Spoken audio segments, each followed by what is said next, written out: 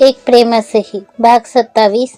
या आधीचे सगळे भाग चॅनलवर अपलोड आहेत, ते वाचण्यासाठी चॅनलला भेट द्यावी.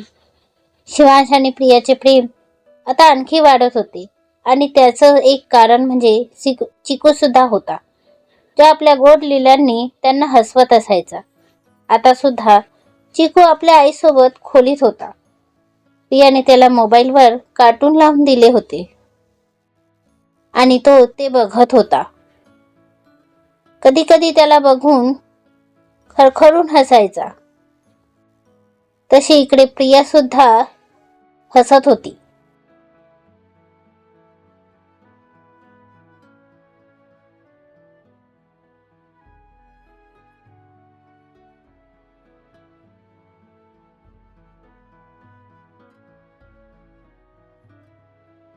आई भूकू. चिकू प्रियाला इलासे चेहरा करत म्हणाला. ओके बच्चा, आई आता काहीतरी खायला घेऊन येते, तू इथून हलू नकोस हा बच्चा. प्रिया चिकूच्या गालाला हात लावून ओढली आणि खाली किचनमध्ये निघून गेली. तर चिकू तिथेच मोबाईलवर कार्टून पाहत होता. अचानक त्याच्या हातातला फोन वाजला. चिकूने आधी तो कट केला, कारण तो आवाज त्याच्या कार्टून बघण्यात अडथळा आणत होता.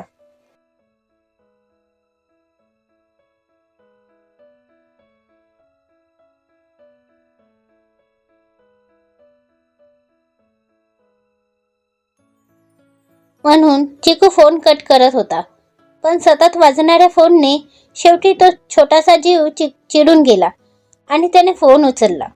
हॅलो, तुम्हाला समजत नाही का? आता भीम चुटकीसोबत काहीतरी सिक्रेट शेअर करत होता, म्हणून मी तुमचा फोन कट करत होतो ना.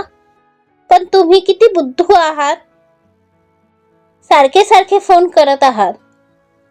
चिकू आपल्या तोतड्या भाषेत समोरचं काही ना ऐकता बोलत सुटला होता.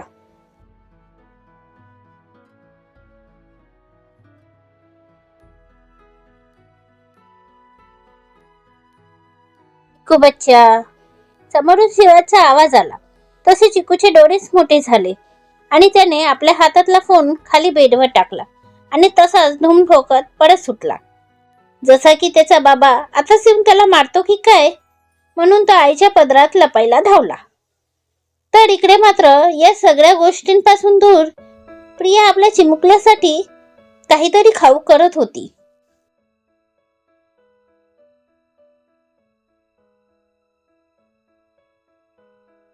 तिकडे चिकू मात्र आई आई म्हणत धावतच पायऱ्यांवरून खाली येत होता. तो इतका जोरात परत येत होता की त्याचं खाली लक्षच नव्हतं आणि अचानक चिकूचा पाय पायऱ्यांवरून घसरला आणि चिकू आई म्हणत जोरात ओरडला. तसा इकडे त्याचा तो कापडा आवाज ऐकून प्रियाला धडकी भरली आणि ती किचन बाहेर आली आणि हॉलमध्ये येऊन बघू लागली.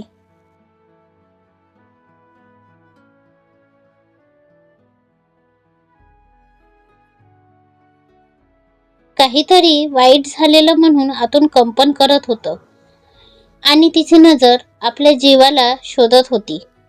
पण जसं तिचं लक्ष पायऱ्यांवर गेलं, ती थरथरू लागली आणि तिला भुरळ येऊ लागली, कारण समोर तिचा छोटासा जीव रक्तात पडला होता. चिकू बाळा म्हणत प्रिया जोरात ओरडली आणि पायऱ्यांजवळ धावली. तिचा आवाज इतका जोरात आणि भीतीदायक होता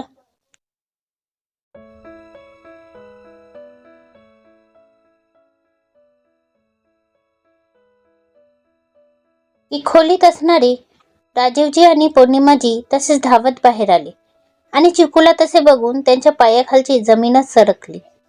तर प्रिया मात्र आपली बूद हरपून सारखी चिकूला बघत होती. तिचे डोळे अविरत वाहत होते, पण तोंडातून आवाज सुद्धा निघत नव्हता. ती दगडासारखी तिथेच त्याचं डोकं आपल्या मांडीवर घेऊन बसली होती.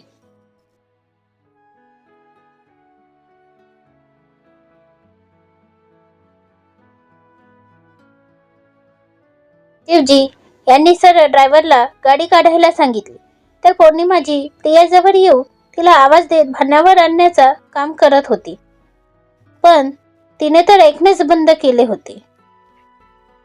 राजीवजी तसेच धावत प्रियाजवळ आले. त्यांनी तसेच चिकूला प्रियाच्या गोदीतून उचलून घेतले आणि बाहेर धावले. तर पौर्णिमाजी प्रियाला घेऊन बाहेर आली.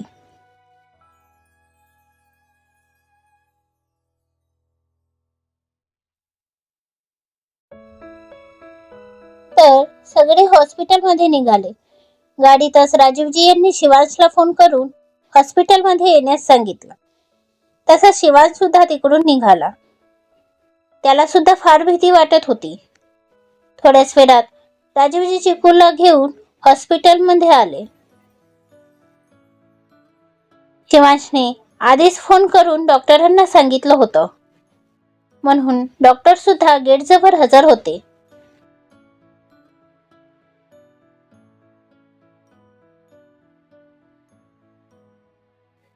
राजीवजी यांनी चिकूला बाहेर काढले. तसे नर्स आणि बॉय स्ट्रेचर धरून त्यांच्याजवळ धावले. थोड्याच वेळात चिकूला इमर्जन्सी वॉर्डमध्ये घेऊन गेले आणि त्याच्यावर उपचार करू लागले. तर इकडे बाहेर मात्र प्रिया पौर्णिमाजीच्या गळ्यात पडून रडू लागली. आतापर्यंत तिला काहीच भान नव्हते, पण आता मात्र ती पौर्णिमाजीच्या गळ्यात पडून रडत स्वतःला मोकळे करत होती.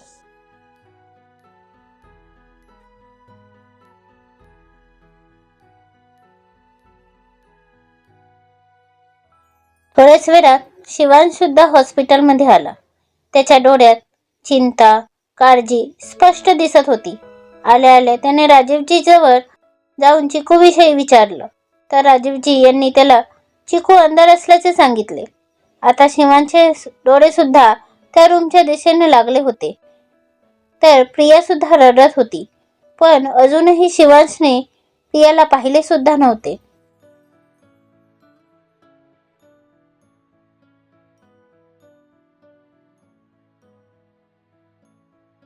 ची सुद्धा स्थिती ठीक नव्हती, पण शिवांशने मात्र आता तिला बघण्याचे सुद्धा गरजेचे समजले नाही. थोड्याच वेळात डॉक्टर बाहेर आले. तसेच शिवांशसोबत सगळेच त्याच्या जवळ धावले. डॉक्टर, आता कसा आहे तो? शिवांश डॉक्टरांना म्हणाला. मिस्टर जहागीरदार, आता तुमचा मुलगा ठीक आहे. जखम जास्त खोल नव्हती, पण तरीही त्याला 2-3 दिवस आराम करू द्या. थोड्याच वेळात त्याला शुद्ध येईल. तुम्ही त्याला घरी घेऊन जाऊ शकता, बोलून डॉक्टर निघून गेले. तशी प्रिया आत जाऊ लागली. तर शिवांशने तिला दारातच अडविले. तसे पौर्णिमाजी, राजीवजी आणि प्रिया त्याला चकित होऊन बघू लागले. अहो, मला जाऊ द्या ना पिल्लू माझं. प्रिया रडत रडत काही बोलणारच की, नाही आहे तो तुझा बाळ, शिवांश म्हणाला. तशी प्रिया शॉकच झाली.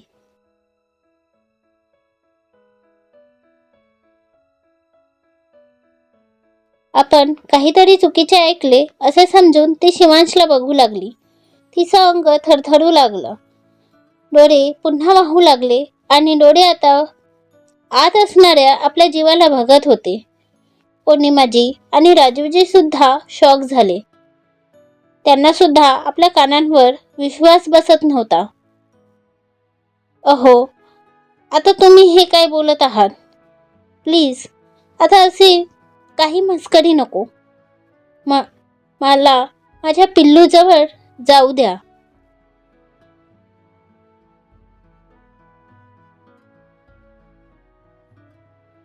शिवांचा हात बाजूला घेत समोर जात म्हणाली. तसंच शिवांशने तिला हाताला धरून मागे ओढले. सांगितलं एकदा, तू त्याला भेटायचं नाही, कारण तू त्याची आई नाहीस. शिवांश आता थोडा जोरात ओरडला. तशी प्रिया दचकून मागे झाली. राजीवजी आणि पौर्णिमाजी यांना सुद्धा काहीच कळत नव्हतं. शिवांशचे वागणे त्यांना सुद्धा समजत नव्हतं आणि प्रिया त्या बिचारीला तर काहीच समजत नव्हते.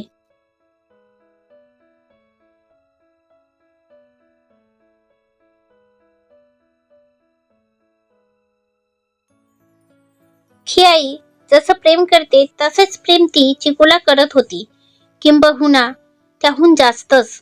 तिने चिकूला जीव लावला होता. मग तिने अशी कुठली चूक केली जे आज शिवांशकडून तिला असे बोल ऐकावे लागत होते? ती बिचारी तर भिरभिर करून नुसती पौर्णिमाजी आणि राजीवजी यांना पाहत होती. अहो, मला माहिती नाही माझ्याकडून कुठली चूक झाली.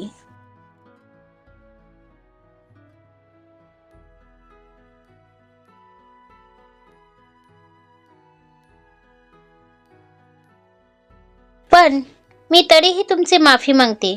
प्लीज मला एकदा माझ्या बाळाला बघू द्या. त्याला माझी गरज आहे. प्रिया शिवांश समोर हात जोडून म्हणाली. तिच्या आवाजात आपल्या बाळाला बघण्याची धडपड दिसत होती. पण शिवांशने आता तिला पूर्ण दुर्लक्ष केले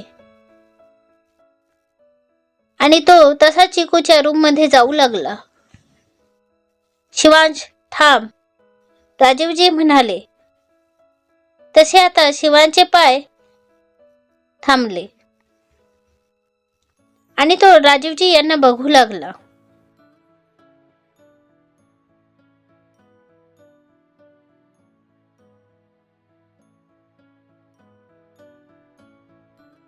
काय झालं असं की तू प्रियाला चिकू सोबत भेटू देत नाही आहेस?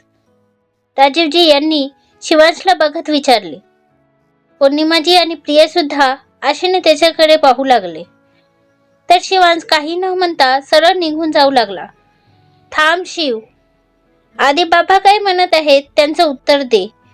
का नाही भेटू शकत प्रिया चिकूला? ती त्याची आई आहे. यावेळी पौर्णिमाजी सुद्धा समोर येत म्हणाल्या आणि शिवांशला बघू लागल्या. प्रिया सुद्धा शिवांशला बघू लागली.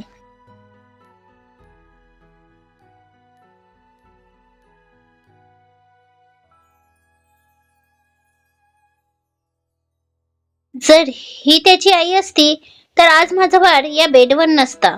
पण ही त्याची आई नाही तर सावत्र आई आहे, शिवांश म्हणाला. तशी आता मात्र प्रियाच्या पायाखालची जमीन सरकली. कुणीतरी तिच्या कानात मारावी अशी ती 2 पावले मागे झाली. तर पौर्णिमाजी यांनी एक जोरात झाबड शिवांच्या कानाखाली लावून दिली.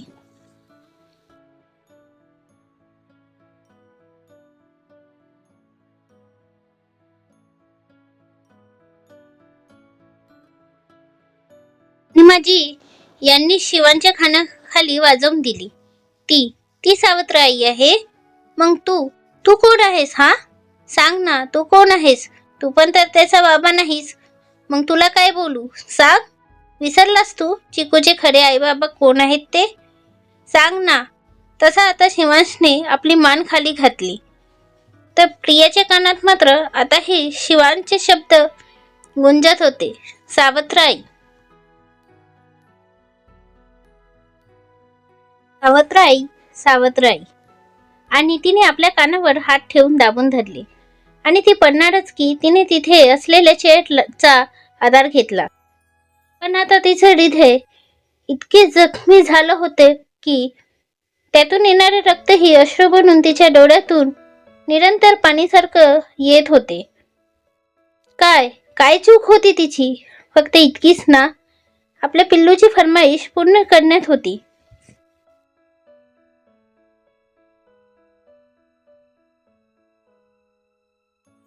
तिला थोडीच माहिती होतं की असे काही घडेल, नाहीतर ती गेलीच नसती.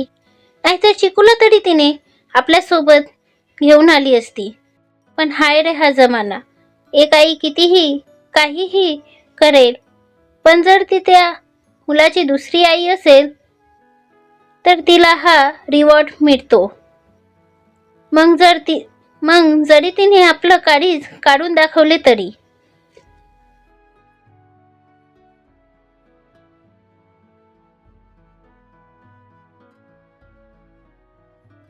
त्यावर कुणी विश्वास ठेवत नाही. हा सगळा दोष एकट्या शिवांचा नाही तर या समाजाचा आहे. पण याला कधी कळणार की आई सावत्र आणि सख्खी अशी नसते. ती फक्त आई असते. फक्त तिच्या मनात ममता असायला हवी. सांग ना, ती जर सावत्र आई आहे तर मग तू कोण आहेस? तुला काय म्हणू आम्ही? पौर्णिमाजी शिवाच्या कॉलरला धरून म्हणाली.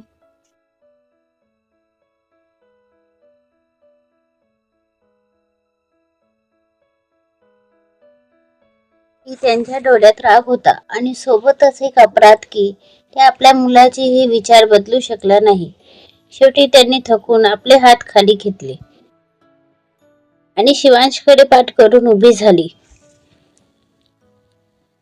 तर शिवांश मात्र लाजेने मान खाली घालून होता.